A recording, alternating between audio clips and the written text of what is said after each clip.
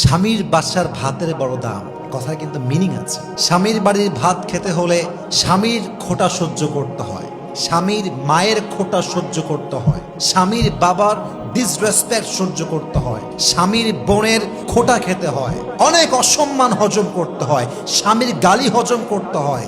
তাই মেয়েরা বলে স্বামীর বাড়ির ভাতের বড় দাম। আমি কথা বলবো, কথা সত্য, তবে একটা কথা অ্যাড করতে হবে। যদি আপনার স্বামীর বাড়ির ভাতের দাম এত বেশি মনে হয়, তবে মাথায় রাখবেন বিয়ের পরে স্বামীর বাড়ির ভাতের দাম যে পরিমাণ বেশি, আপনার নিজের বাপের ঘরের ভাতের দাম তার চেয়ে বেশি। বুঝবেন, জাস্ট তালাকটা নিয়ে বাসায় যান, তাহলে বুঝবেন।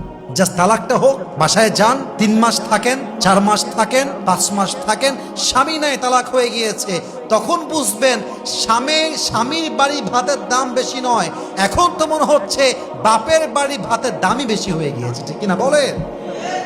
একজন তালাকপ্রাপ্ত মেয়ে লিখেছে, যদি একবার সুযোগ পেতাম, একবার চান্স পেতাম, বাপের বাসা ছাড়তাম, আজীবন লাথি খাই, গুতা খাই, অসম্মান খাই, স্বামীর ঘরে বসতাম, স্বামীর ঘরে বাঁচতাম। তালাকপ্রাপ্ত মেয়ের কথা এটা। অতএব মাথায় রাখতে হবে, যদি স্বামীর অবদান স্বীকার করতে না পারেন, স্বামী খাওয়াচ্ছে, স্বামী পড়াচ্ছে, যা হোক, তা বাসায় রাখছে তো, যাই হোক কারেন্ট বিল দিচ্ছে তো, যাই হোক খাওয়াচ্ছে তো, নুন পাত পান্তা ভাত যাই হোক খাওয়াচ্ছে তো, স্যাক্রিফাইস স্বীকার করেন যে স্বামী আপনি যা করছেন enough, it's enough for me, আলহামদুলিল্লাহ, উই আর সো হ্যাপি, আমরা খুশি আছি। এই একটা বাক্য স্বামীর মনকে প্রফুল্ল করে দেয়, শান্ত করে দেয়, ঠিক কিনা বলেন সবাই? স্বামীর যে পরিবার, বাবা মা, তার ভাই, তার বোন, সবাইকে রেসপেক্ট দেয়, সম্মান করে। এখন অনেক মেয়ে আমাকে কমপ্লেন করে যে হুজুর, আমি আমার শ্বশুরকে ভালোবাসি, শাশুড়িকেও ভালোবাসি, কিন্তু তারা আমাকে দেখলেই পরের মতো আচরণ করে, কথাবার্তা খুব খুব ক্রিটিসাইজ করে বলে, বাজে বাজে কথা বলে, আমি তো হজম করতে পারি না। আমি বলি, বোন, আপনাকে হজম করতেই হবে, হজম আপনাকে করতেই হবে।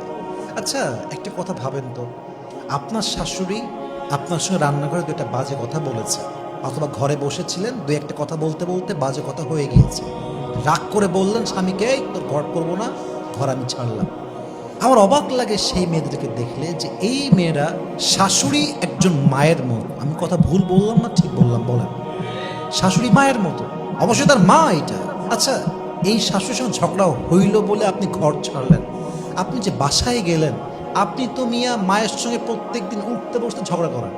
হ্যাঁ, মেয়েরা ঝগড়া করে মায়ের সাথে, রান্নাঘরে ঝগড়া, খাইতে বসে ঝগড়া, রুমের মধ্যে ঝগড়া। তার মানে কি? একসঙ্গে থাকলে ঝগড়া হয়, স্বাভাবিক, ন্যাচার। তো আপনি মায়ের সঙ্গে ঝগড়া করলে সহ্য করতে পারেন কেন? ওইটা আপনার রক্ত। আর শাশুড়ির ঘরে সহ্য করতে পারেন না কেন? ওইটা আপনার রক্ত নয়।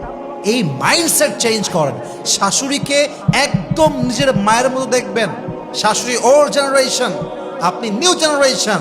আপনার শাশুড়ির চাইতে আপনাকে আরো বেশি স্মার্ট হতে হবে, তবে আপনি সাংসারিক জীবনে সুখী হতে পারবেন, ঠিক কিনা বলেন?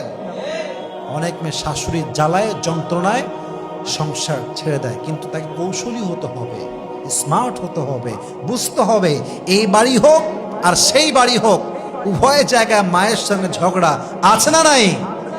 Take it easy, make it easy. আপনি আপনার হাজব্যান্ডের সমস্ত রিলেটিভসদেরকে যতটুকু পারা যায় সম্মান করবেন।